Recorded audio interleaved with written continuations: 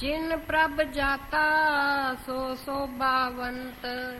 पातशाह जी पहली पंक्ति अंदर ये बचन कर रहे ने, अज ये सफर पूरा होया ते सफर पूरा तो होने तो बाद मिलिया कि मैं बेनती करदा, आम तौर ते शरीर दा सफर श्वासां दा सफर पूरा हो जाता ते बंदे नूं कवर ही नसीब हुंदी है, शमशान नसीब हुंदा है। पर सतगुरु किरपा करन, जे मन दा सफर गुरु वल हो जाए, जे मन दी सोच गुरु वाली हो जाए, तो सतगुरु कहंदे ने उस जीव नूं ओ दात मिलदी है, ओ शोभा मिलदी है, ओ वडियाई मिलदी है जिहदे तो ओ होरनां नूं भी ये बख्शां देण दे काबिल बना दिंदा सतगुरु। जिन प्रभ जाता, जिसने प्रभु नूं जान लिया, ते प्रभु कौन है, प्रभ कौन है? जिसदी प्रभता एक रस है, जिसदी प्रभता विच कदी तब्दीली नहीं हुई। सूरज की प्रभता विच तब्दीली है, सवेरे किरणा कुछ होर ने, दोपहर नूं होर ने, शाम नूं होर ने। मौसम सवेरे कुछ है, दोपहर नूं कुछ है, रात नूं कुछ है। जिंदगी दी तुसी शरीर दी अवस्था वेख लो, प्रभता वेख लो, बदल रही है। बचपन, जवानी, बुढ़ेपा। जेड़ी जुबान बहुत तेजी नाल हुक्म चलांदी सी, कदी बिल्कुल असमर्थ हो जाती है, वो बंदा बोल भी नहीं सकता। तो सतगुरु कह रहे ने, कृपा करते ने, जिन प्रभ जाता, जिसने प्रभु नूं जान लिया, पहचान लिया। पहला पहचान हुंदी है, ते पहचान तो बाद फिर चंगी जान पहचान हो जाती है। जिसने परमेश्वर नूं जान लिया, महाराज कहते ने, वो शोभावंत है, उसकी वडियाई हर जगह फैल जाती है। क्यों? क्योंकि जिन्नी जिस चीज की प्रभता ज्यादा होएगी, जेड़ा उहदे नाल जुड़ेगा उन्नी उसकी प्रभता ज्यादा होएगी। ताई ते आप जी थर्मामीटर, टैंपरेचर मीटर लोग लांदे ने, ते वेखदे ने जिन्ना सूरज का टैंपरेचर हुंदा है उन्ना वो थर्मामीटर भी कैच कर लैंदा है।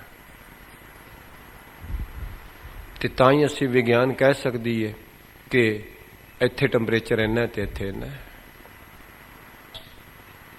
मैं अर्ज करा, एक इंस्ट्रूमेंट हुंदा जिहड़ा बरसात नूं मापदा है। जिन्नी बरसात पैंदी है वो इंस्ट्रूमेंट दस दिंदा है कि इस वेले किन्नी बरसात, किन्ने सेंटीमीटर बारिश हुई है। सतगुरु कहने, जिन्हां ने प्रभु नूं जान लिया है, उन्हां विच प्रभु वाले गुण आ जांदे ने, ते प्रभु दे गुण ने सत, चित, आनंद। उस दे विच ये गुण ने, ते जदों सिख विच भी गुरु दी किरपा नाल ये गुण आ जान, सत, संतोख, दया, धर्म, सुच, ये सब प्रभु दे गुण ने। जदों सिख विच भी वो गुण आ जान, ताई सतगुरु ने बचन कहने, गुर कै ग्रह सेवक जो रहा। तो ग्रह का मतलब भी गुरु का घर, गुरु की मत है। गुरु का घर कोई कंधां वाला घर नहीं, जेड़ा असी लोग फर्निश्ड करने वो नहीं। गुरु का घर है जेड़ा दैवी गुणा नाल फर्निश्ड होया है, वो घर है गुरु का। गुरु की मत गुरु का घर है।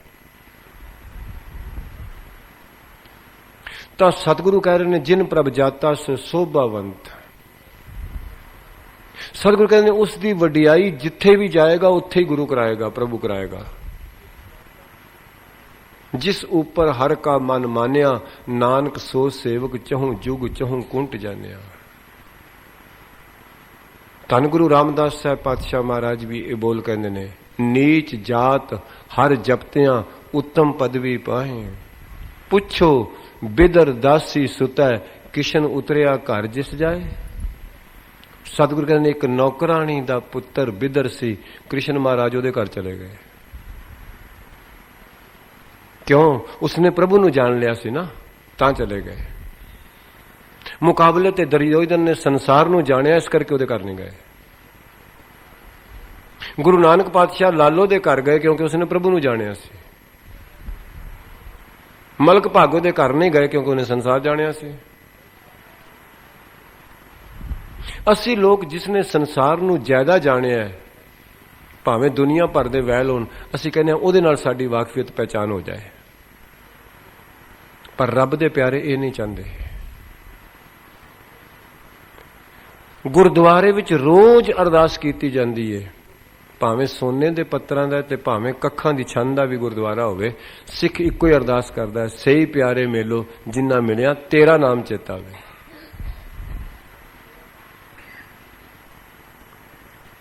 ਕਿਉਂ? ਉਸਨੂੰ ਪਤਾ ਹੈ ਜਿਸਨੇ ਪ੍ਰਭੂ ਨੂੰ ਜਾਣ ਲਿਆ, ਤਾਂ ਗੁਰੂ ਅਰਜਨ ਸਾਹਿਬ ਦਾ ਅੱਜ ਦਾ ਵੀ ਹੁਕਮਨਾਮਾ, ਕੋਈ ਜਨ ਹਰ ਸਿਉ ਦੇਵੈ ਜੋਰ। ਤੇ ਸਤਿਗੁਰੂ ਕਹਿੰਦੇ ਨੇ ਜੇਕਰ ਤੈਨੂੰ ਕੋਈ ਮਿਲ ਜਾਏ ਫਿਰ ਉਹਨੂੰ ਦੇਂਗਾ ਕੀ? ਚਰਨ ਗਹੋਂ ਆਖਿਆ ਮੈਂ ਉਹਦੇ ਚਰਨ ਪਕੜ ਲਵਾਂ, ਭਾਵ ਸ਼ਰਨਾਗਤੀ ਹੋ ਜਾਵਾਂ। ਬਕੋਂ ਸ਼ੁਭ ਰਸਨਾ, ਆਪਣੀ ਰਸਨਾ ਤੋਂ ਉਹਦੀ ਵਡਿਆਈ ਕਰਾਂ। ਦੀਜੈ ਪ੍ਰਾਣ ਅਕੋਰ, ਆਪਣੇ ਪ੍ਰਾਣ ਵੀ ਉਹਦੇ ਤੋਂ ਨਿਛਾਵਰ ਕਰ ਦਿਆਂ, ਆਪਣਾ ਆਪ ਉਹਦੇ ਤੋਂ ਵਾਰ ਦਿਆਂ। ਜਿਹੜਾ ਪ੍ਰਭੂ ਨਾਲ ਜੋੜਦਾ ਹੈ, ਜਿਹੜਾ ਪਰਮੇਸ਼ਰ ਨਾਲ ਜੋੜਦਾ ਹੈ। ਤਾਂ ਸਤਿਗੁਰੂ ਕਹਿ ਰਹੇ ਨੇ, ਮਹਾਰਾਜ ਕਹਿੰਦੇ ਨੇ, ਸੰਸਾਰ ਦੀ ਵਡਿਆਈ ਜਿਹੜੀ ਹੈ ਉਹ 4 ਦਿਨਾਂ ਦੀ ਮਹਿਮਾਨ ਹੈ। ਇਸ ਮਾਇਆ ਕੀ ਸ਼ੋਭਾ 4 ਦਿਹਾੜੇ ਜਾਂਦੇ ਵਿਲਮ ਨਾ ਹੋਏ। ਇਹ ਬਦਲਦੀ ਹੈ, ਪਰ ਜਿਹਨੂੰ ਪਰਮੇਸ਼ਰ ਦੀ ਵਡਿਆਈ ਗੁਰੂ ਦੇ ਦਿੰਦਾ ਉਹ ਨਹੀਂ ਬਦਲਦੀ। ਬਾਬਾ ਕਬੀਰ ਜੀ ਦੀ ਵਡਿਆਈ ਅੱਜ ਵੀ ਉਨੀ ਹੈ, ਸਗੋਂ ਬਾਬਾ ਕਬੀਰ ਦੇ ਸਰੀਰ ਨਾਲੋਂ ਹੁਣ ਜ਼ਿਆਦਾ ਹੈ। ਬਾਬਾ ਰਵਿਦਾਸ ਜੀ ਦੀ ਵਡਿਆਈ ਅੱਜ ਵੀ ਉਨੀ ਹੈ, ਜਿੰਨੀ ਸਰੀਰ ਦੇ ਹੁੰਦਿਆਂ ਸੀ ਉਸ ਤੋਂ ਅੱਜ ਜ਼ਿਆਦਾ ਹੈ। ਤਾਂ ਸਤਿਗੁਰ ਕਹਿੰਦੇ ਜਿਨ੍ਹਾਂ ਨੇ ਪ੍ਰਭੂ ਨੂੰ ਜਾਣ ਲਿਆ ਸੋ ਸੋਭਾਵੰਤ, ਉਹਨਾਂ ਦੀ ਵਡਿਆਈ ਸਭ ਤੋਂ ਉੱਤੇ ਵੇ, ਸ਼ੋਭਾ ਬੜੀ ਹੈ। ਜਿਨ੍ਹਾਂ ਨੇ ਸੰਸਾਰ ਨੂੰ ਜਾਣਿਆ ਉਹਨਾਂ ਦੀ ਵਡਿਆਈ ਕੇਵਲ ਪੂਰਨਮਾਸ਼ੀ ਦੇ ਚੰਦਰਮਾ ਵਾਂਗਰ ਹੁੰਦੀ ਹੈ, ਫਿਰ ਸਰੀਰ ਤੋਂ ਬਾਅਦ ਘਟਦੀ ਚਲੀ ਜਾਂਦੀ, ਕੋਈ ਜਾਣਦਾ ਹੀ ਨਹੀਂ। ਚੌਥੇ ਤੋਂ ਬਾਅਦ, ਭੋਗ ਤੋਂ ਬਾਅਦ ਕੋਈ ਨਹੀਂ ਜਾਣਦਾ ਕੋਈ ਆਇਆ ਵੀ ਸੀ ਕਿ ਨਹੀਂ ਸੀ ਆਇਆ। ਪਰ ਜਿਨ੍ਹਾਂ ਨੇ ਪਰਮੇਸ਼ਰ ਨੂੰ ਜਾਣਿਆ ਉਹਨਾਂ ਦੀ ਵਡਿਆਈ ਸਦਾ ਪੂਰਨਮਾਸ਼ੀ ਦੇ ਚੰਦਰਮਾ ਵਾਂਗਰ ਚਮਕਦੀ ਰਹਿੰਦੀ ਹੈ। ਆ ਜਿੰਨੇ ਸਤਿਗੁਰੂ ਦੀ ਬਾਣੀ ਵਿੱਚ ਭਗਤ ਨੇ, ਸਤਿਗੁਰੂ ਨੇ ਅੱਜ ਵੀ ਚਮਕ ਰਹੇ ਨੇ। ਤਾਂ ਸਤਿਗੁਰੂ ਨੇ ਬਾਣੀ ਚ ਆਖਿਆ, ਰਾਣਾ ਰਾਓ ਸਭੈ ਕੋ ਚਾਲੈ, ਝੂਠ ਛੋੜ ਜਾਹੇ ਪਾਸਾਰ, ਨਾਨਕ ਸੰਤ ਸਦਾ ਥਿਰ ਨੇਚਲ, ਜਿਨ ਰਾਮ ਨਾਮ ਆਧਾਰ। ਤੇ ਸਤਿਗੁਰੂ ਕਹਿੰਦੇ ਨੇ ਜਿਨ ਪ੍ਰਭ ਜਾਤਾ ਸੋ ਸੋਭਾਵੰਤ। ਜਿਨ੍ਹਾਂ ਨੇ ਪ੍ਰਭੂ ਨੂੰ ਜਾਣ ਲਿਆ ਹੈ, ਪਹਿਚਾਨ ਲਿਆ ਹੈ, ਸਤਿਗੁਰੂ ਕਹਿੰਦੇ ਨੇ ਉਹ ਹਮੇਸ਼ਾ ਵਾਸਤੇ ਵਡਿਆਈ ਦੇ ਪਾਤਰ ਬਣ ਗਏ ਨੇ। ਉਹਨਾਂ ਦੀ ਵਡਿਆਈ ਸਦਾ ਇੱਕ ਰਸ ਰਹੇਗੀ। ਤੇ ਜਿਨ੍ਹਾਂ ਨੇ ਸੰਸਾਰ ਨੂੰ ਜਾਤਾ, ਸਿਰਫ ਸੰਸਾਰ ਦੀ ਵੀ ਵਡਿਆਈ ਕੁਛ ਨਹੀਂ ਤੇ ਉਹਨਾਂ ਦੀ ਵਡਿਆਈ ਵੀ ਨਹੀਂ। ਸੰਸਾਰ ਦੀ ਵਡਿਆਈ ਵੀ ਬਿਨਸਨਹਾਰ ਹੈ ਤੇ ਉਹ ਵੀ ਬਿਨਸ ਜਾਣਗੇ। ਤੇ ਜਿਨ੍ਹਾਂ ਨੇ ਉਸ ਨੂੰ ਜਾਣ ਲਿਆ ਉਹ ਸੋਭਾਵੰਤ ਕਿਉਂ ਨੇ, ਤੇ ਉਹਨਾਂ ਕੋਲੋਂ ਅੱਗੋਂ ਹੋਰ ਕੀ ਬਖਸ਼ਿਸ਼ ਹੋਈ ਹੈ। ਸਤਿਗੁਰੂ ਅਗਲੀ ਪੰਕਤੀ ਵਿੱਚ ਕਹਿ ਰਹੇ ਨੇ, ਸਗਲ ਸੰਸਾਰ ਉਦਰੈ ਤਿਨ ਮੰਤ। ਮੰਤ ਦਾ ਮਤਲਬ ਹੈ ਮੰਤਰ, ਉਪਦੇਸ਼। ਸਤਿਗੁਰੂ ਕਹਿੰਦੇ ਨੇ ਜਿਨ੍ਹਾਂ ਨੇ ਪਰਮੇਸ਼ਰ ਨੂੰ ਆਪ ਜਾਣ ਲਿਆ ਨਾ, ਉਹਨਾਂ ਦੇ ਉਪਦੇਸ਼ ਨਾਲ ਸਾਰੇ ਸੰਸਾਰ ਦਾ ਭਲਾ ਹੋ ਸਕਦਾ ਹੈ। ਉਹਨਾਂ ਦੀ ਮੱਤ ਨਾਲ ਕਿਸੇ ਦੀ ਮੱਤ ਬਦਲ ਜਾਏਗੀ, ਉਹਨਾਂ ਦੀ ਦ੍ਰਿਸ਼ਟੀ ਨਾਲ ਕਿਸੇ ਦੀ ਦ੍ਰਿਸ਼ਟੀ ਬਦਲ ਜਾਏਗੀ, ਉਹਨਾਂ ਦੀ ਵਿਚਾਰ ਨਾਲ ਕਿਸੇ ਦੀ ਵਿਚਾਰਧਾਰਾ ਬਦਲ ਸਕਦੀ ਹੈ, ਜਿਨੇ ਆਪ ਪ੍ਰਭੂ ਨੂੰ ਜਾਣ ਲਿਆ।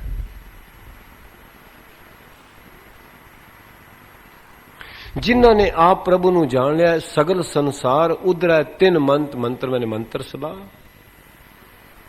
ਉਪਦੇਸ਼। ਉਹ ਐਸਾ ਉਪਦੇਸ਼ ਕਰਨਗੇ, ਕਿਉਂ? ਜਿੱਥੋਂ ਉਹਨਾਂ ਨੂੰ ਸ਼ੋਭਾ ਮਿਲੀ ਏ ਉੱਥੇ ਜੋੜਨਗੇ ਨਾ ਉਹਨੂੰ ਵੀ। ਕੁਦਰਤੀ ਗੱਲ ਏ, ਮੈਨੂੰ ਜਿਸ ਡਾਕਟਰ ਕੋਲ ਆਰਾਮ ਆਇਆ ਹੋਏਗਾ, ਤੁਸੀਂ ਕੋਈ ਬਿਮਾਰ ਪੁੱਛੋਗੇ, ਮੈਂ ਕਹਾਂਗਾ ਉਹਦੇ ਕੋਲ ਜਾ, ਮੈਨੂੰ ਉੱਥੋਂ ਆਰਾਮ ਆਇਆ। ਜਿੱਥੋਂ ਕੋਈ ਦਾਤ ਕਿਸੇ ਨੂੰ ਮਿਲੀ ਹੁੰਦੀ ਏ, ਸਿਆਣਾ ਬੰਦਾ ਪਰਉਪਕਾਰੀ ਦੂਸਰੇ ਨੂੰ ਵੀ ਉਹੀ ਐਡਰੈਸ ਦੱਸੇਗਾ। ਇਹ ਵੱਖਰੀ ਗੱਲ ਏ, ਸੰਸਾਰ ਜਿਹੜਾ ਉਹ ਜਿੱਥੋਂ ਕੁਝ ਮਿਲਦਾ ਦੂਜੇ ਨੂੰ ਨਹੀਂ ਕਹਿੰਦਾ ਵੀ ਤੂੰ ਵੀ ਲੈ ਲੈ। ਸੰਸਾਰ ਆਪਣਾ ਵੈਭਵ, ਆਪਣੀ ਸ਼ਾਨੋ ਸ਼ੌਕਤ ਵਿਖਾਣਾ ਚਾਹੁੰਦਾ ਹੈ, ਪਰ ਕਿਸੇ ਨੂੰ ਦੱਸਦਾ ਨਹੀਂ ਕਿੱਥੋਂ ਮਿਲੇਗਾ। ਆ ਜਿੰਨਾ ਬਿਜ਼ਨਸ ਦੇ ਐਡਰੈਸ ਨੇ ਸਭ ਸੀਕ੍ਰੇਟ ਨੇ, ਕਿ ਜਿਹਨੂੰ ਮੈਂ ਮਾਲ ਵੇਚਣਾ ਵਾ ਉਹਨੂੰ ਮਤੇ ਕੋਈ ਹੋਰ ਨਾ ਵੇਚ ਲਵੇ। ਸੰਸਾਰ ਦਾ ਹੀ ਬਿਜ਼ਨਸ ਹੈ ਨਾ, ਹੋਰ ਕੀ ਹੈ। ਪਰ ਪਰਮਾਰਥ ਵਾਲੇ ਰੱਬ ਵਾਸਤੇ ਪਿਆਰੇ ਕਦੀ ਨਹੀਂ ਕਹਦੇ ਜਿਹਨੂੰ ਮੈਂ ਵੇਚਣਾ ਉਹਨੂੰ ਹੋਰ ਕੋਈ ਨਾ ਵੇਚੇ। ਉਹ ਕਹਿੰਦੇ ਇੱਕੋ ਪਿਓ ਦਾ ਮਾਲ ਪੇ ਵੇਚਨੇ ਆ, ਭਾਵੇਂ ਤੂੰ ਵੇਚ ਭਾਵੇਂ ਮੈਂ ਵੇਚਾਂ, ਭਾਵੇਂ ਕੋਈ ਵੇਚ ਲੈ। ਸੰਸਾਰ ਜਿਹਦੇ ਕੋਲੋਂ ਕੁਝ ਕਮਾਈ ਕਰਦਾ ਹੈ ਉਹਦਾ ਐਡਰੈਸ ਕਿਸੇ ਨੂੰ ਨਹੀਂ ਦੱਸਦਾ। ਰੱਬ ਦਾ ਪਿਆਰਾ ਚਾਹੁੰਦਾ ਹੈ ਕਿ ਜਿੱਥੋਂ ਮੈਨੂੰ ਕੁਝ ਮਿਲਿਆ ਸਾਰੇ ਉਹਦੇ ਨਾਲ ਜੁੜ ਜਾਣ, ਉਹਨਾਂ ਨੂੰ ਵੀ ਮਿਲ ਜਾਏ। ਤਾਂ ਗੁਰੂ ਰਾਮਦਾਸ ਸਾਹਿਬ ਦੇ ਹਰ ਕੇ ਦਾਸ ਹਰ ਧਿਆਨ ਦੇ ਕਰ ਪ੍ਰੀਤਮ ਸਿਓ ਨੇਹ, ਕਿਰਪਾ ਕਰਕੇ ਸੁਣੋ ਪ੍ਰਭ ਸਭ ਜਗ ਮੈਂ ਵਰਸੈ ਮੇਹ। ਆਖਿਆ ਹੈ ਮਾਲਕ, ਸਾਰੇ ਸੰਸਾਰ ਤੇ ਸ਼ਾਂਤੀ ਦਾ ਮੀਂਹ ਪਾ, ਕੋਈ ਵੀ ਮਨ ਰੂਪੀ ਬੂਟਾ ਸੁੱਕਾ ਨਾ ਰਹਿ ਜਾਏ, ਸਭ ਆਪਣੇ ਘਰ ਸੁਖੀ ਵਸਣ, ਸਭ ਦੇ ਘਰ ਵਿੱਚ ਸੁਖ ਸ਼ਾਂਤੀ ਹੋਵੇ। ਯਾਦ ਰੱਖਣਾ, ਕੋਈ ਗੁਰਮੁਖ, ਕੋਈ ਸੰਤ, ਕੋਈ ਭਗਤ, ਗੁਰਸਿੱਖ ਅਗਰ ਇਹ ਕੰਮ ਕਰ ਰਿਹਾ ਤੇ ਉਸ ਨੂੰ ਗੁਰਸਿੱਖ ਕਿਹਾ ਜਾ ਸਕਦਾ ਹੈ। ਤੇ ਜਿਹੜਾ ਕਿਸੇ ਦੇ ਵਿੱਚ ਅੜਿੱਕਾ ਪੈਦਾ ਕਰ ਰਿਹਾ ਹੈ, ਦੂਰੀ ਪੈਦਾ ਕਰ ਰਿਹਾ ਹੈ, ਤਰੇੜ ਪੈਦਾ ਕਰ ਰਿਹਾ ਹੈ, ਉਹ ਨਾ ਸੰਤ ਹੈ, ਨਾ ਗੁਰਸਿੱਖ ਹੈ, ਨਾ ਭਗਤ ਹੈ, ਨਾ ਜਾਣੇ, ਉਹ ਕੁਛ ਵੀ ਨਹੀਂ। ਰੱਬ ਦੇ ਪਿਆਰੇ ਦਾ ਇੱਕੋ ਹੀ ਕੰਮ ਹੈ, ਜੋੜਨਾ, ਤੋੜਨਾ ਨਹੀਂ। ਤਾਂ ਸਤਿਗੁਰੂ ਨੇ ਬਾਣੀ 'ਚ ਵੀ ਆਖਿਆ, ਜੋੜਨਹਾਰਾ ਸੰਤ। ਸੰਤ ਦਾ ਕੰਮ ਹੈ ਸਤ ਨਾਲ ਜੋੜਨਾ, ਭਗਤ ਦਾ ਕੰਮ ਹੈ ਭਗਤੀ ਨਾਲ ਜੋੜਨਾ, ਗੁਰਸਿੱਖ ਦਾ ਕੰਮ ਹੈ ਗੁਰੂ ਦੀ ਸਿੱਖਿਆ ਨਾਲ ਜੋੜਨਾ। ਆਪ ਜੁੜਨਾ ਤੇ ਦੂਸਰਿਆਂ ਨੂੰ ਜੋੜਨਾ। ਇਸ ਵਾਸਤੇ ਗੁਰਦੇਵ ਕਹਿੰਦੇ, ਸਗਲ ਸੰਸਾਰ ਉਧਰੈ ਤਿੰਨ ਮੰਤ। ਉਸ ਦੇ ਮੰਤਰ ਨਾਲ, ਉਸ ਦੇ ਉਪਦੇਸ਼ ਨਾਲ, ਉਸ ਦੀ ਦੀਕਸ਼ਾ ਸਿੱਖਿਆ ਨਾਲ ਸਾਰੇ ਸੰਸਾਰ ਦਾ ਭਲਾ ਹੋ ਸਕਦਾ ਹੈ। ਜਿਨੇ ਆਪ ਪ੍ਰਭੂ ਨੂੰ ਜਾਣ ਲਿਆ ਹੈ ਉਹ ਫਿਰ ਦੂਜਿਆਂ ਨੂੰ ਵੀ ਪਹਿਚਾਨ ਕਰਾਉਂਦਾ, ਜਣਾਉਂਦਾ ਹੈ। ਅਸੀਂ ਜਿਹੜਾ ਇੰਟਰੋਡਿਊਸ ਕਿਸੇ ਨੂੰ ਕਰਾਉਂਦੇ ਹਾਂ, ਇਹੀ ਮਤਲਬ ਹੈ ਕਿ ਅੱਜ ਮੈਂ ਤੁਹਾਨੂੰ ਇੰਟਰੋਡਿਊਸ ਕਰਾ ਦਿੱਤਾ, ਅੱਗੋਂ ਤੋਂ ਤੁਸੀਂ ਆਪਸ ਵਿੱਚ ਮਿਲ ਲਿਆ ਜੀ। ਰੱਬ ਦਾ ਪਿਆਰਾ ਗੁਰੂ ਉਪਦੇਸ਼ ਦੁਆਰਾ ਇੰਟਰੋਡਿਊਸ ਪਰਮੇਸ਼ਰ ਨਾਲ ਕਰਾਉਂਦਾ ਦੂਜੇ ਨੂੰ, ਕਹਿੰਦਾ ਹੁਣ ਤੂੰ ਬਸ ਮਿਲੇ ਕਰੀ ਇਹਨੂੰ। ਸਗਲ ਸੰਸਾਰ ਉਧਰੈ ਤਿੰਨ ਮੰਤ। ਉਸ ਦੇ ਮੰਤਰ ਨਾਲ, ਉਪਦੇਸ਼ ਨਾਲ ਸਾਰਾ ਸੰਸਾਰ ਉਧਰ ਸਕਦਾ ਹੈ, ਸੰਸਾਰ ਸਾਗਰ ਤੋਂ ਪਾਰ ਹੋ ਸਕਦਾ ਹੈ, ਬੁਰਾਈਆਂ ਤੋਂ ਬਚ ਸਕਦਾ ਹੈ, ਵਿਕਾਰਾਂ ਤੋਂ ਬਚ ਸਕਦਾ ਹੈ, ਅਗਿਆਨਤਾ ਤੋਂ ਬਚ ਸਕਦਾ ਹੈ।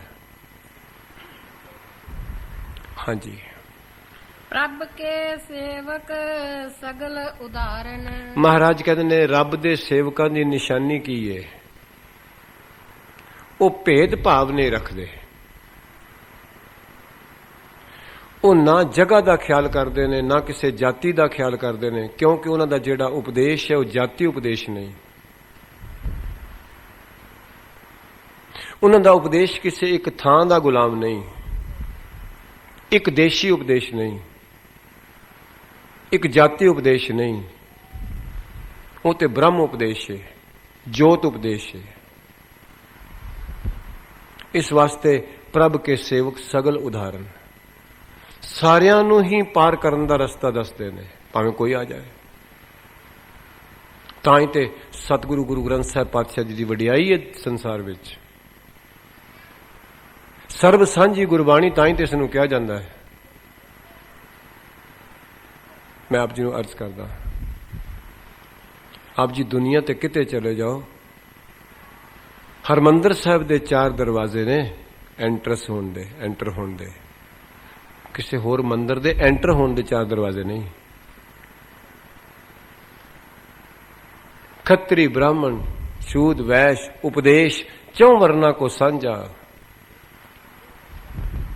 ਇਹਦੇ ਵਿੱਚ ਵਿਤਕਰਾ ਨਹੀਂ ਕੋਈ।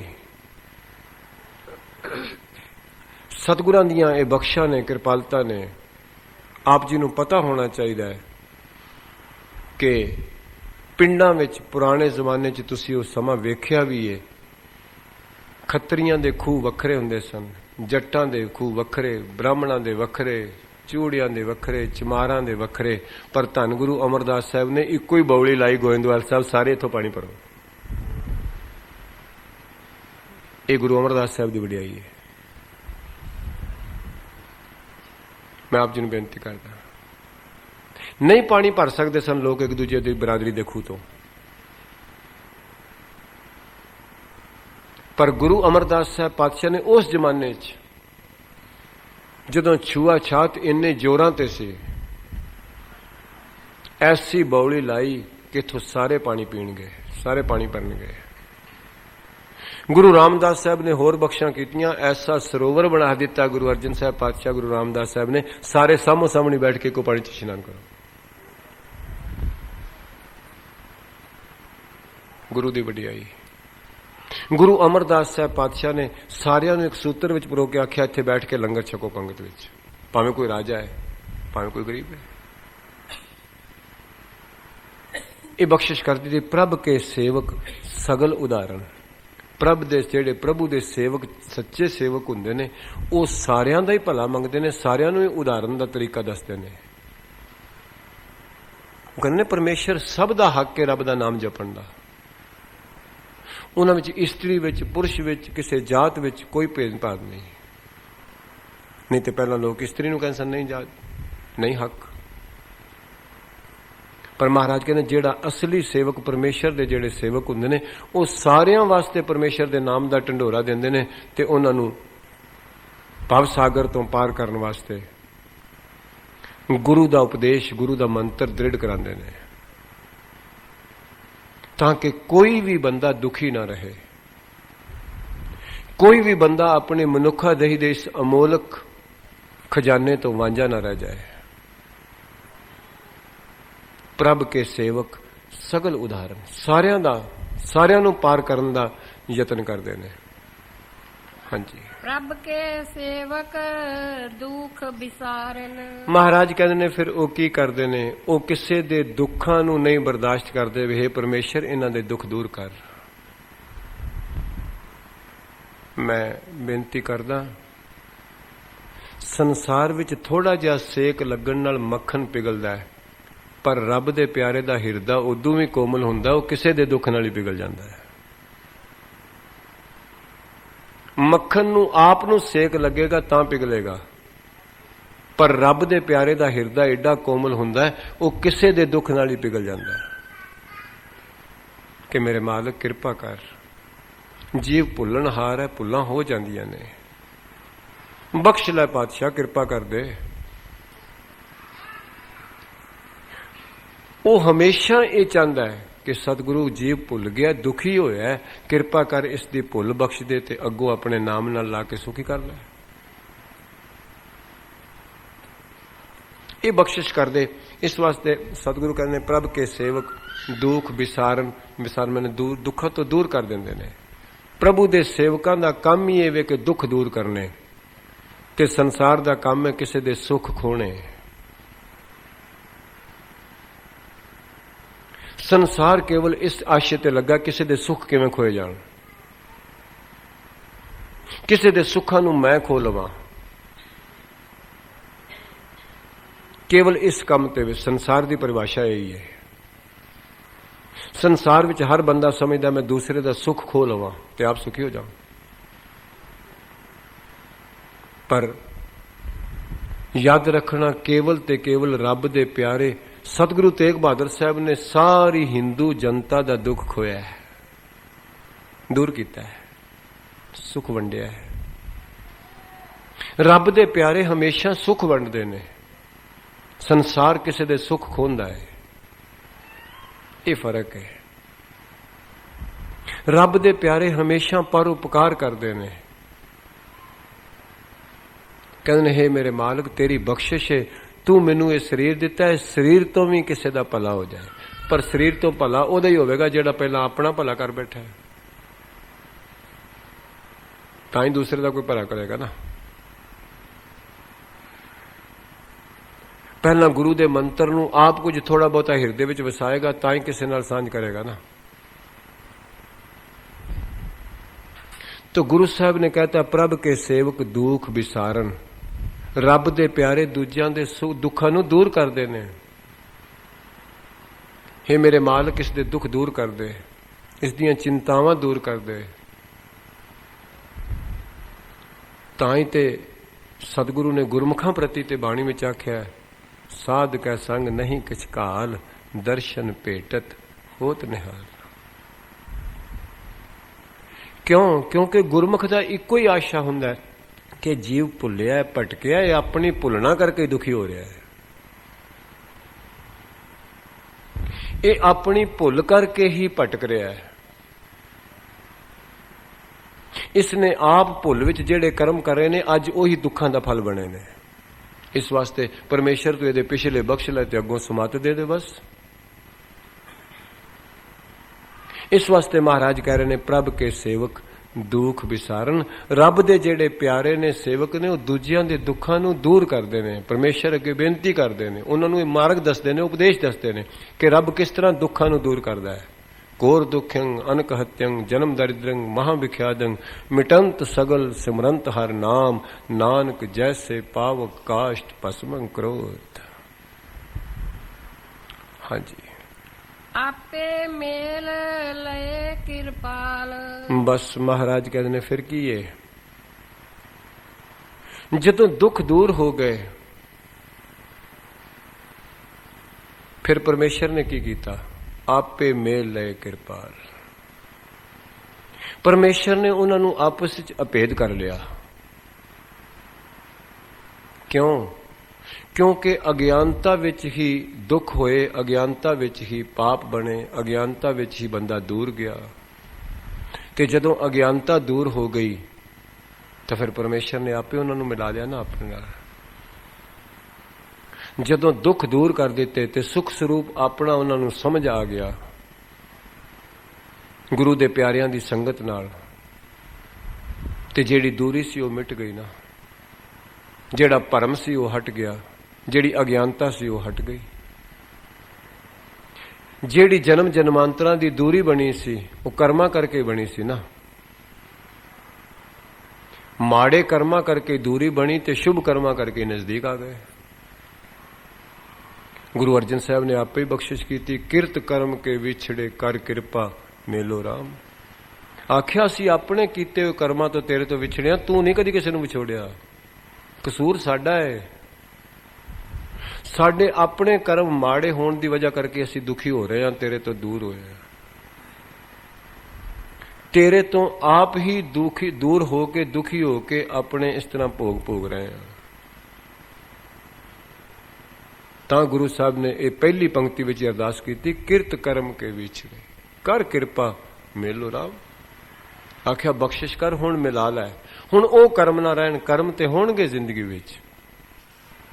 बाणी पढ़ना भी एक मूँह का कर्म है, ते किसी नूं माड़े शब्द बोलना भी एक मूँह का कर्म है, पर फर्क तो है ना फल का।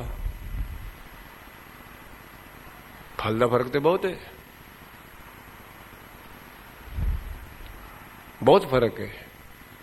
शराब पीना भी एक मूँह का कर्म है, अमृत पीना भी एक मूँह का कर्म है, जीव का कर्म है, और की है, पर फल का तो बड़ा फर्क है। फल का तो बहुत फर्क है।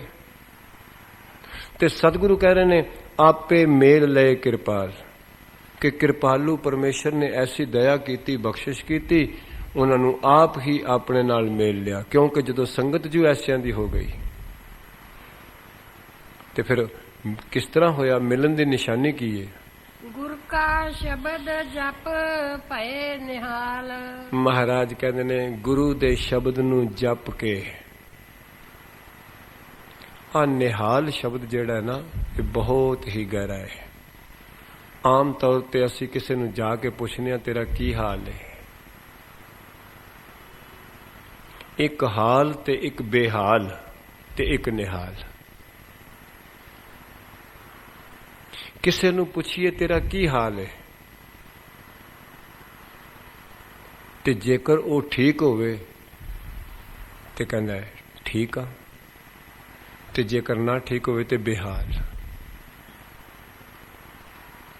ਪਰ ਸਤਿਗੁਰੂ ਗੁਰੂ ਰਾਮਦਾਸ ਸਾਹਿਬ ਪਾਤਸ਼ਾਹ ਨੇ ਗੁਰਬਾਣੀ ਵਿੱਚ ਬਖਸ਼ਾਂ ਕਰਕੇ ਆਖਿਆ, ਨਿਹਾਲ ਨਿਹਾਲ ਨਿਹਾਲ। ਇਹ ਅਵਸਥਾ ਕਦੋਂ ਮਿਲੀ? ਗੁਰ ਕਾ ਸ਼ਬਦ ਜਪ, ਜਪ ਦੇ ਪੱਪੇ ਨੂੰ ਸਿਆਰੀ ਜਪ ਕੇ ਜਿਉਂ-ਜਿਉਂ ਗੁਰੂ ਦੇ ਸ਼ਬਦ ਨੂੰ ਜਪਿਆ, ਪਹਿਲਾਂ ਬੇਹਾਲ ਸੀ, ਬੇਹਾਲ ਤੋਂ ਕੁਝ ਹਾਲ ਚੰਗਾ ਹੋਇਆ, ਤੇ ਹੁਣ ਹਾਲ ਤੋਂ ਨਿਹਾਲ ਹੋ ਗਿਆ, ਮੁੜ ਕੇ ਬੇਹਾਲ ਨਹੀਂ ਹੋਏਗਾ।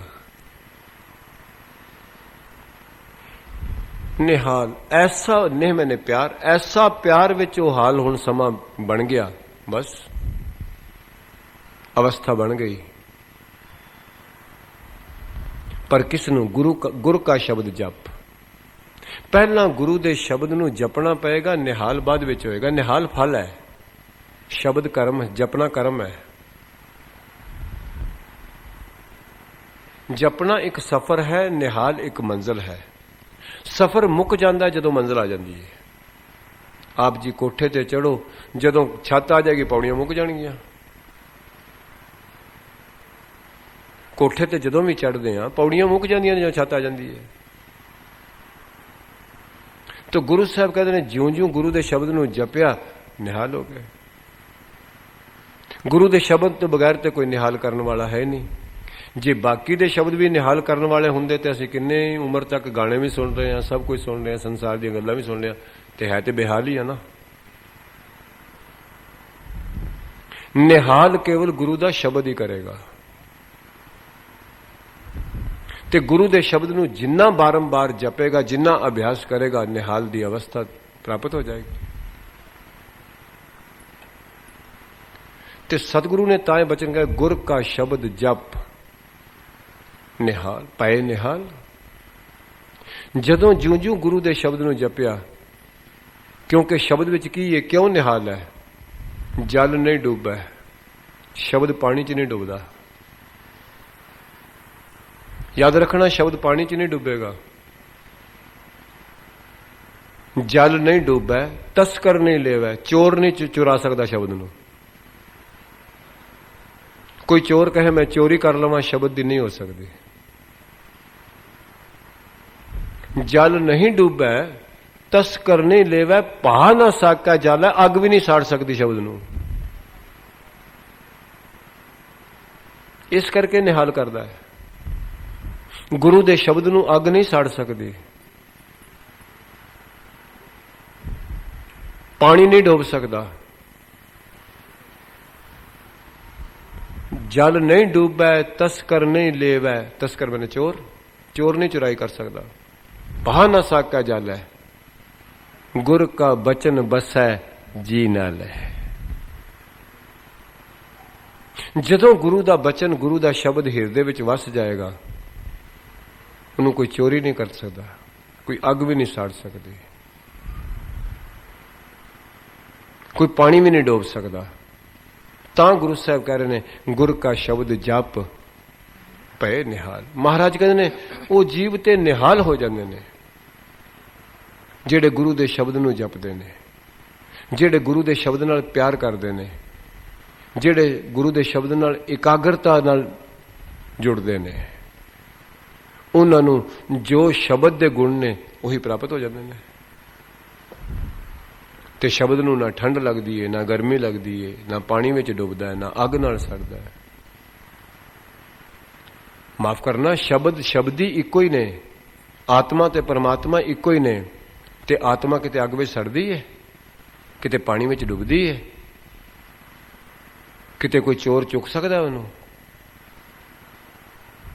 ਇਹ ਤੇ ਅਨਾਤਮ ਵਸਤੂ ਦੇ ਗੁਣ ਨੇ, ਆਤਮ ਵਸਤੂ ਦੇ ਗੁਣ ਥੋੜੇ ਨੇ। ਤੇ ਗੁਰੂ ਸਾਹਿਬ ਕਹਿ ਰਹੇ ਨੇ, ਕਿਰਪਾ ਕਰ ਰਹੇ ਨੇ, ਗੁਰ ਕਾ ਸ਼ਬਦ ਜਪ। ਤੇ ਗੁਰੂ ਦਾ ਸ਼ਬਦ ਦਾ ਜਪ ਇਸ ਨੂੰ ਲੈ ਹੀ ਉੱਥੇ ਜਾਏਗਾ, ਆਤਮ ਅਵਸਥਾ ਤੇ। ਕਿਉਂਕਿ ਸ਼ਬਦ ਆਇਆ ਹੀ ਸ਼ਬਦੀ ਤੋਂ ਹੈ। ਸ਼ਬਦੀ ਤੋਂ ਹੀ ਆਇਆ ਸ਼ਬਦ ਤੇ ਉੱਥੇ ਲੈ ਜਾਏਗਾ। ਇਸ ਵਾਸਤੇ ਮਹਾਰਾਜ ਕਹਿੰਦੇ ਗੁਰੂ ਕਾ ਸ਼ਬਦ ਜਪ ਭਏ ਨਿਹਾਲ। ਹਾਂਜੀ, ਉਨਕੀ ਸੇਵਾ ਸੋਈ ਲਾਗੈ। ਮਹਾਰਾਜ ਕਹਿੰਦੇ ਰੱਬ ਦੇ ਪਿਆਰਿਆਂ ਇਹੋ ਜਿਹਾਂ ਦੀ ਸੇਵਾ ਵਿੱਚ ਉਹੀ ਲੱਗਦੇ ਨੇ ਜਿਨ੍ਹਾਂ ਦਾ ਕੋਈ ਪੂਰਬਲਾ ਕਰਮ ਹੈ, ਜਿਨ੍ਹਾਂ ਦੇ ਕੋਈ ਵੱਡੇ ਭਾਗ ਪਰਮੇਸ਼ਰ ਕੋਈ ਐਸੀ ਬਖਸ਼ਿਸ਼ ਕਰਦਾ ਹੈ। ਪੂਰਬ ਕਰਮ ਅੰਕੁਰ ਜਪ ਪ੍ਰਗਟੇ, ਭੇਟਿਓ ਪੁਰਖ ਰਸਕ ਬੈਰਾਗੀ, ਮਿਟਿਓ ਅੰਧੇਰ ਮਿਲਤ ਹਰ, ਨਾਨਕ ਜਨਮ ਜਨਮ ਕੀ ਸੋਈ ਜਾਗੀ। ਕਦੋਂ ਕੋਈ ਜੀਵ ਦਾ ਬਹੁਤ ਵੱਡਾ ਕਰਮ ਪ੍ਰਬਲ ਉਜਾਗਰ ਹੁੰਦਾ ਹੈ, ਉਹਨੂੰ ਕਿਸੇ ਰੱਬ ਦੇ ਪਿਆਰਿਆਂ ਦੀ ਸੰਗਤ ਮਿਲਦੀ ਹੈ, ਸਤਸੰਗਤ ਮਿਲਦੀ ਹੈ। ਇਹ ਬਹੁਤ ਵੱਡਿਆਂ ਭਾਗਾਂ ਦੀ ਨਿਸ਼ਾਨੀ ਹੈ। ਵੱਡ ਭਾਗੀ ਸਾਧ ਸੰਗ ਪ੍ਰਾਪਤ, ਤਿਨ ਭੇਟਤ ਦੁਰਮਤ ਖੋਈ। ਰੱਬ ਦੇ ਪਿਆਰਿਆਂ ਦੀ ਸੰਗਤ ਬੜੀ ਮੁਸ਼ਕਲ ਮਿਲਦੀ ਹੈ, ਬੜੇ ਵੱਡੇ ਚੰਗੇ ਭਾਗਾਂ ਦੀ ਨਿਸ਼ਾਨੀ ਹੈ। ਮਾਫ ਕਰਨਾ, ਪਾਣੀ ਨਾਲੀ ਵਿੱਚ ਰੋੜਨਾ ਹੋਵੇ ਕੀ ਲੋੜ ਹੈ ਮੋਟਰ ਲਾਉਣ ਦੀ? ਪਾਣੀ ਦਾ ਸੁਭਾਅ ਹੈ ਨਾਲੀ ਵਿੱਚ ਆਪੇ ਟੁਰ ਜਾਏਗਾ। ਪਰ ਜੇ ਪਾਣੀ ਉਤਲੀ ਛੱਤ ਤੇ ਚੜਾਉਣਾ ਹੋਵੇ ਫਿਰ ਤੇ ਕੋਈ ਮੋਟਰ ਲਾਣੀ ਪਏਗੀ ਨਾ, ਕੋਈ ਫੋਰਸ ਲਾਣੀ ਪਏਗੀ। ਬਿਲਕੁਲ ਠੀਕ ਇਸੇ ਤਰ੍ਹਾਂ ਰੱਬ ਦੇ ਪਿਆਰਿਆਂ ਦੀ ਸੰਗਤ ਕਰਨੀ ਪਏਗੀ ਜੇਕਰ ਮਨ ਦੀ ਸੁਰਤ ਨੂੰ ਉੱਚਾ ਚੜਾਉਣਾ ਹੈ।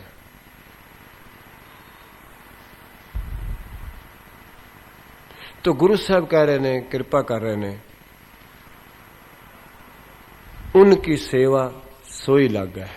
महाराज कहने ऐसे रब दे प्यारियां दी गुरमुखां दी सेवा मीन संगत ही है, उन्हां दी संगत विच ओही लगदे ने। सेवा दा मतलब हुंदा है हुक्म मनना, ते रब दे प्यारियां दा इक्को ही हुक्म है कि परमेश्वर नाल जुड़। रब दे प्यारे नूं होर किसे कोलों की मुथाजी की गरज है? ਉਹਨੂੰ ਕੇਵਲ ਤੇ ਕੇਵਲ ਇੱਕੋ ਹੀ ਖਾਸ਼ ਹੈ ਕਿ ਕਿਸੇ ਤਰੀਕੇ ਜੀਵ ਪਰਮੇਸ਼ਰ ਨਾਲ ਜੁੜ ਜਾਏ, ਬਸ।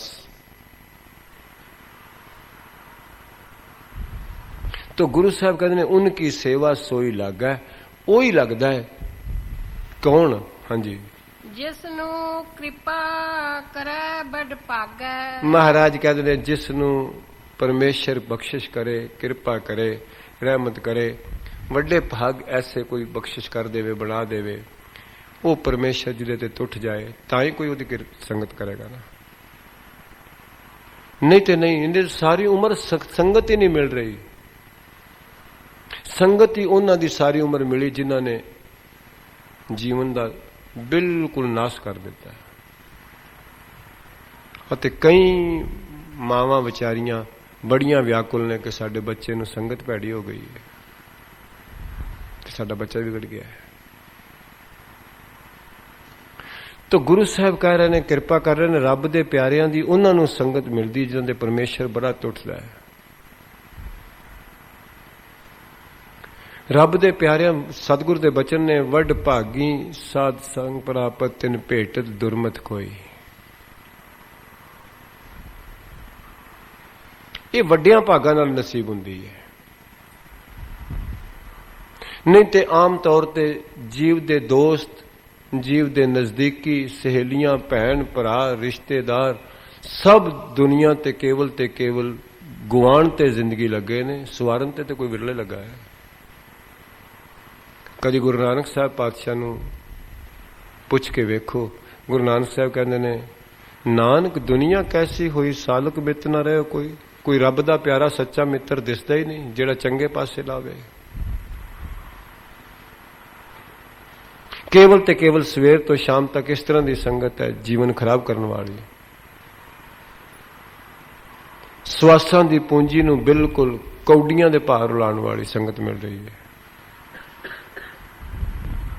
कोई किसी नूं बह के नहीं कहंदा आओ बैठ के कोई पंक्ति विचार लईए, कोई गीता दी पंक्ति विचारीए, किसी शास्त्र दी विचारीए, गुरु ग्रंथ साहब जी दी पवित्र बाणी दी कोई पंक्ति विचारीए। नहीं ते जिथे बैठो केवल ते केवल संसार ही संसार, संसार ही संसार। जिथे भी बैठ जाओ संसार दीयां गल्लां ही हो रही ने। कोई विरले ही रब दे प्यारे ने जिन्हां नूं टाइम मिलदा ते बैठ के रब दी गल करदे ने, अध्यात्म दी गल करदे ने, नहीं ते नहीं। नहीं तो तकरीबन पूंजी गुआई जा रही है। ਤੇ ਗੁਰੂ ਸਾਹਿਬ ਨੇ ਇਹ ਬਖਸ਼ਾਂ ਕੀਤੀਆਂ। ਮਹਾਰਾਜ ਕਹਿੰਦੇ ਉਨਕੀ ਸੇਵਾ ਸੋਈ ਲਾਗਾ ਜਿਸ ਨੂੰ ਕਿਰਪਾ ਕਰੇ ਬੜ ਭਾਗਾ। ਉਹ ਵੱਡਿਆਂ ਭਾਗਾਂ ਵਾਲੇ, ਕਿਸੇ ਨੂੰ ਕੋਈ ਕਿਰਪਾ ਹੋ ਜਾਏ, ਬਖਸ਼ਿਸ਼ ਹੋ ਜਾਏ, ਰਹਿਮਤ ਹੋ ਜਾਏ ਤੇ ਉਹਨਾਂ ਦੀ ਸੰਗਤ ਮਿਲ ਜਾਏ ਤੇ ਉਹਨਾਂ ਦੀ ਸੰਗਤ ਵਿੱਚ ਆਣ ਕੇ ਫਿਰ ਪਤਾ ਲੱਗ ਜਾਏ ਮੈਂ ਜਾ ਕਿੱਧਰ ਰਿਹਾ, ਮੈਂ ਕੀ ਕਰਨ ਆਇਆ, ਮੈਂ ਕੀ ਕਰ ਰਿਹਾ, ਮੈਂ ਕੀ ਕਰਨਾ ਸੀ, मैं करना की सी, मैं कर की रहा वां, मैं कीता की है, मैं की करना है। ये पता लगेगा उन्होंने संगत विच आके। तां ही गुरु साहब कहते हैं जिन्ना चिर तू गुरमुखां दी संगत नहीं करदा, सतसंगत नहीं, जो सतगुर शरण संगत नहीं आए त्रिग जीवे त्रिग जीवास। महाराज कहने उन्होंने जिहड़ी जिंदगी जी है उन्होंने भी लानत है, जिहड़ी अगों जीणगे उन्होंने भी लानत है। जिन्होंने सत्संगत नहीं की जिंदगी च। तो गुरु साहब कृपा करते ने। हाँ जी, नाम जपत पावे विश्राम। महाराज कहते ने रब दे प्यारे मिलदा की उन्होंने नाम जपन नाल की मिलता है। याद रखना एक विश्राम है तन दा, एक विश्राम है मन दा। जदों मन गुरु दे शब्द विच विश्राम कर जाएगा, पहुंच जाएगा, इसदा जिंदगी दे कर्मां दा भरमां दा थकेवा दूर हो जाएगा। जदों शरीर विश्राम करदा है, इसदा सफर, इसदी मेहनत कीती हुई शरीरक वो थकावट दूर होंदी है। पर इत्थे महाराज कहते नाम जपत पावैं विश्राम। इत्थे विश्राम मन दी गल है। जेड़ा जूना विच भटकदा सी पिया विश्राम च आ गया। जेड़ा कई जन्मां दा भटका, विश्राम दा मतलब हुंदा आराम करना, टिक जाना। ते गुरु साहब कहंदे ने जिस तरह शरीर थकिया होवे ते विश्राम करदा रात नूं ते सवेरे उठ के कहंदा मैं फ्रैश हाँ। शरीर फ्रैश हो गया पर मन इस तरह फ्रैश नहीं हुंदा।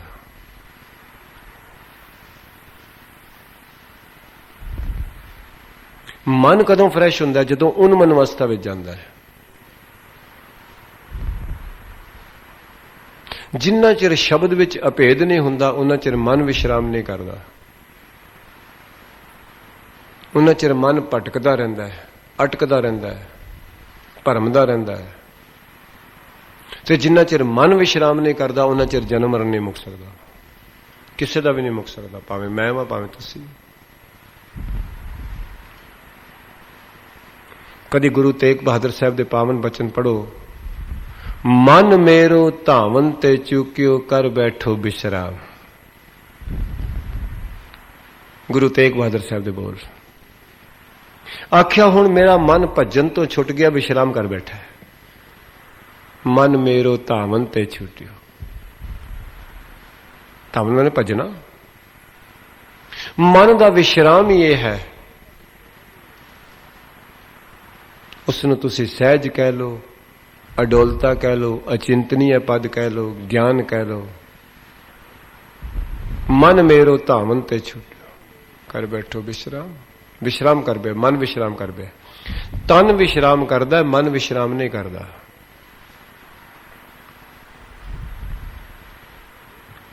मन उदों ही विश्राम करेगा जदों शब्द नाल जुड़ेगा। तन मंजी नाल जुड़ के विश्राम कर सकता है, बिस्तरे नाल जुड़ के विश्राम कर सकता है, पर मन विश्राम केवल गुरु दे शब्द नाल करदा है। मन दा विश्राम केवल ते केवल गुरु दा शब्द है। तां सतगुरु कह रहे ने ਨਾਮ ਜਪਤ ਪਾਵੈ ਬਿਸ਼ਰਾਮ, ਕਿ ਰੱਬ ਦੇ ਪਿਆਰੇ ਨਾਮ ਨੂੰ ਜਪ ਜਪ ਕੇ ਉਹ ਅਵਸਥਾ ਪ੍ਰਾਪਤ ਕਰ ਲੈਂਦੇ ਨੇ ਜਿੱਥੇ ਫਿਰ ਜਨਮ ਮਰਨ ਨਹੀਂ, ਜਿੱਥੇ ਆਉਣ ਜਾਣ ਨਹੀਂ, ਜਿੱਥੇ ਭਟਕਣਾ ਨਹੀਂ। ਇਹ ਹੈ ਵਿਸ਼ਰਾਮ, ਮਨ ਦਾ ਵਿਸ਼ਰਾਮ। ਤੇ ਮਨ ਵਿਸ਼ਰਾਮ ਉਦੋਂ ਹੀ ਕਰੇਗਾ ਜਦੋਂ ਇਹ ਸ਼ਬਦ ਦੀ ਪਕੜ ਵਿੱਚ ਆ ਜਾਏਗਾ। ਜਿੰਨਾ ਚਿਰ ਮਨ ਗੁਰੂ ਦੇ ਸ਼ਬਦ ਦੀ ਪਕੜ ਵਿੱਚ ਨਹੀਂ ਆਉਂਦਾ ਉਹਨਾਂ ਚਿਰ ਵਿਸ਼ਰਾਮ ਨਹੀਂ ਕਰਦਾ। ਇਸ ਵਾਸਤੇ ਗੁਰਦੇਵ ਜੀ ਨੇ ਇਹ ਬਚਨ ਕਰਤਾ ਕਿ ਜਿਨ੍ਹਾਂ ਨੂੰ ਸਤਸੰਗਤ ਹੁੰਦੀ ਹੈ ਉਹ ਗੁਰੂ ਦੇ ਸ਼ਬਦ ਨੂੰ ਪਕੜਦੇ ਨੇ, ਸੰਗਤ ਵਿੱਚ ਆ ਕੇ ਗੁਰੂ ਦੇ ਸ਼ਬਦ ਨੂੰ ਪਕੜ ਕੇ ਫਿਰ ਨਾਮ ਜਪਤ ਪਾਵੈ ਵਿਸ਼ਰਾਮ। ਸਤਿਗੁਰ ਕਹਿੰਦੇ ਉਹਨਾਂ ਨੂੰ ਵਿਸ਼ਰਾਮ, ਸਹਿਜ ਅਵਸਥਾ, ਅਡੋਲ ਅਵਸਥਾ, ਅਚਿੰਤਨੀय ਅਵਸਥਾ ਮਿਲ ਜਾਂਦੀ ਹੈ ਜਿੱਥੇ ਜਨਮ ਮਰਨ ਨਹੀਂ। ਤੇ ਫਿਰ ਸਤਿਗੁਰ ਕਹਿੰਦੇ ਉਹ ਕੌਣ ਨੇ? ਨਾਨਕ ਤਿੰਨ ਪੁਰਖ ਕੋ ਉੱਤਮ ਕਰਮਾਨ। ਮਹਾਰਾਜ ਕਹਿੰਦੇ ਨੇ ਬਸ ਸੰਸਾਰ ਤੇ ਸਭ ਨਾਲੋਂ ਸ਼੍ਰੋਮਣੀ ਇਹਨਾਂ ਨੂੰ ਜਾਣਿਆ ਕਰ।